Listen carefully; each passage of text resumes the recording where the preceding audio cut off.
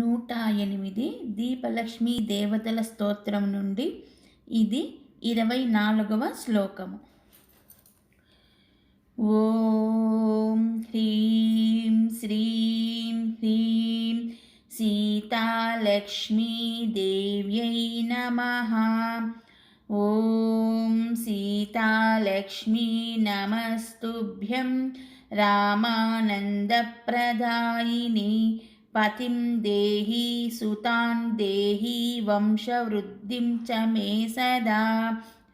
ఓం హ్రీం శ్రీం హ్రీం సీతాలక్ష్మీ దేవ్యై నమః. ఓం సీతాలక్ష్మీ నమస్తుభ్యం రామానందప్రదాయిని పతిం దేహి సుతాన్ దేహి వంశవృద్ధిం చ మే సదా. ఓం హ్రీం శ్రీం హ్రీం సీతాలక్ష్మీ దేవ్యై నమః. ఓం సీతాలక్ష్మీ నమస్తుభ్యం రామానందప్రదాయిని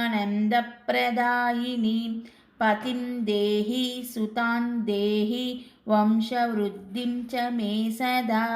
హరిః ఓం తత్సత్. ఓం శాంతి శాంతి శాంతిః. ఓం శ్రీకృష్ణ పరమాత్మ